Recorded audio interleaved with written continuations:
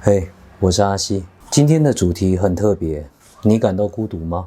在内心最深处，你是否经常感觉自己是孤独的？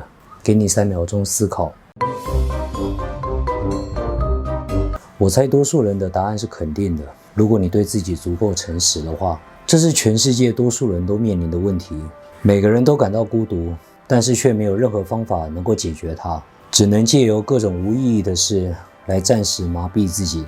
所以今天的内容我会直接告诉你如何面对孤独这件事。这是一个非常庞大的主题，可能我3天3夜都讲不完，所以我今天只能大概的简单阐述它的冰山一角。如果对你有帮助的话，可以帮我按赞、订阅、分享，把影片提供给你身边需要的人。让我们开始吧。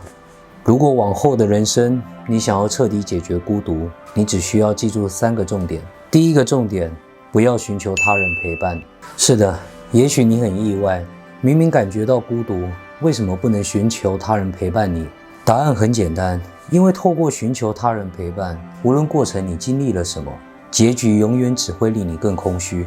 比如，现在你努力寻找一个伴侣，如果一直找不到，你会感到很难过、很寂寞。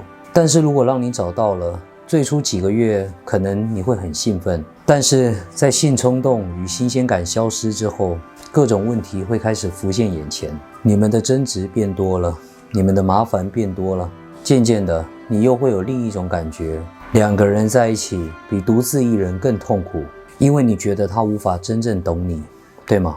有多少人有过这种感觉？而如果你足够幸运，你能够忽视这一切，你能够催眠自己接受他，你们的关系还走了很远，甚至你们还不小心的有了孩子。有天你可能又会产生另外一种想法，好吧，男人女人都是不可靠的，爱情是不可靠的，现在我对对方只剩下亲情或习惯，我的孩子才是最重要的，至少孩子可以陪伴我，对吗？结果最后发生了什么？也许孩子仍然年幼时，他理所当然的在你身边，但是有一天孩子长大了，他也会感到孤独，他也想寻求一个伴侣，就像你一样，然后他就开始黏着他的伴侣了，渐渐的你就被他忽略了。多数人都是这样发展的，对吗？然后你又再度感到孤独了，你觉得孩子离你越来越远了，所以透过孩子来解决孤独，他也行不通，好吧？这时可能有某部分的人，当他们寻求伴侣或孩子的陪伴，最终都失败了以后，他们开始认为人类都是不可靠的，于是他们开始转向去追求金钱。你最常听到他们说的就是人类会抛弃你，但是金钱不会抛弃你，对吗？然后你耗费了大半的人生去追逐财富，如果最终你追求失败了，你会感到人生极度的悲惨。而如果让你追求成功了，也许最初的一段时间你会很兴奋，但是过不了多久，你仍然会感到空虚，因为更大的欲望再次向你袭来，就像个轮子一样没完没了。所以以上，这是第一个重点，不要寻求任何人的陪伴，包括物质的陪伴，因为他们永远不可能解决你的孤独。接下来，如何解决孤独？第2个重点，不要逃避你的孤独。你现在所做的每一件事，本质上都是为了逃避你的孤独。你为什么如此依附你的家人？因为他们让你拥有归属感，不会让你感到孤独。你为什么寻求朋友与社交？因为他们让你融入了群体，他们让你忘记了孤独，对吗？但是你的孤独真的消失了吗？下次当你寻求他人陪伴时，我建议你可以留心观察你自己。你会发现，当你和他人在一起时，你会忘却你自己，你会变得非常肤浅。因为当你和他人在一起时，你们之间会形成一股特定的氛围，而为了融入那个氛围，你会不自觉地变成他们的同类。然后当你去到下一个团体时，他们又有另一个氛围，你又再一次的切换了自己，只是为了融入他们。你就像个机器人一样，不断的在各种人群中自动运转。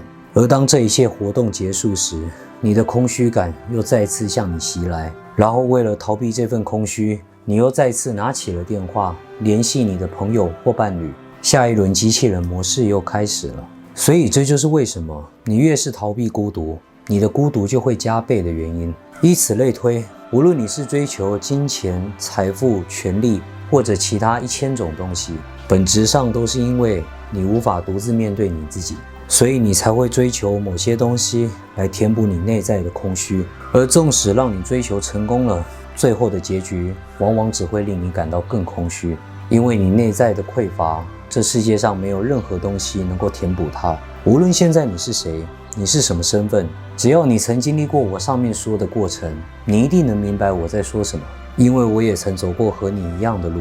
现在也许你会告诉我，你拥有美丽的伴侣，你拥有爱你的家人，你拥有漂亮的房子，你拥有很多的金钱，甚至你拥有一整个国家，所以你感到很满足。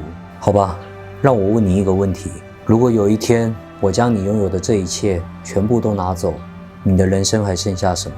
好好思考一下。而且这一天迟早会到来，因为无常是一切的基础，只需要一个小小的意外，甚至是最基本的死亡就能带走这一切，对吗？无论你曾经拥有什么或失去什么，纵观整段人生，唯一会陪你走到最后的是谁？是你自己。那么既然无论如何最后都只会剩下你自己，那么你又何必绕一大圈呢？所以是时候面对你自己了，不要逃避孤独，因为凡是你所逃避的，它必将放大千百倍回到你身上，这是自然法则。最后，如何解决孤独？第3个重点，把孤独改成单独。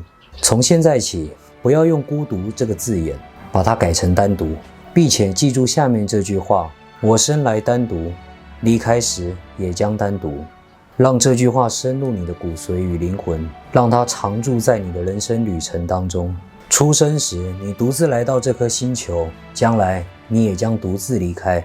整个人类社会都在教导你，把孤独这个字眼解释为负面含义。每当说到孤独这个字，你立即就想到你独自处于黑暗中心，周遭什么都没有，只有寒冷以及如同死亡一般的宁静。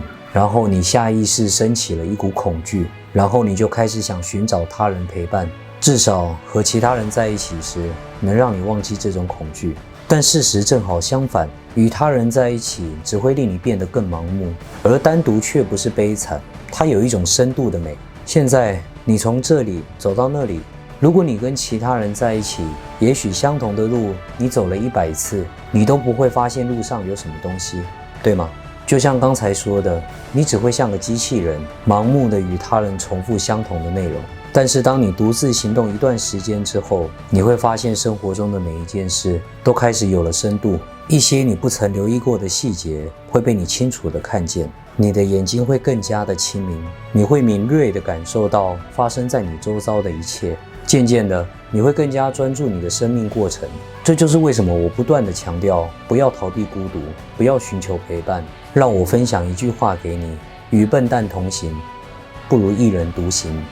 与其和他人在一起，重复机械般的无意识，进行一堆无意义的活动，最终仍然停留在原地，你不如彻底的静下来，独自行走。如果你能够真正的理解单独，你就能够与任何人在一起，因为届时你需要的不再是逃避孤独的陪伴，而是一种单纯的分享。而如果你无法单独，无论你和谁在一起，结果都会是一场灾难。因为2个孤独的人在一起，孤独会呈指数级的加倍，这就是全世界正在发生的事。最后的最后，我想鼓励你们走向你的单独。如果你接受它，如果你和它做朋友，如果你不断地深入它，有一天你就会来到一个点，在那个点上，你会感受到前所未有的宁静，你会拥有内在全然的自由。当然，该如何处理那份自由，又是一个非常大的难题，这又是另外一个主题了。以后有机会我们再谈，那就祝福你们了。以上今天的内容，如果你能够看到这里，我真的是非常佩服你。这么沉闷无聊的内容，连我自己都无法看完。但是不要相信我说的话，除非你亲身体悟并验证，否则就会变成一种单纯的盲目。有任何想法都可以留言给我。你必须走出自己的路，你才是自己生命的老师，你才是自己的光。下次见喽，拜。I want this so much, but don't know if I can trust.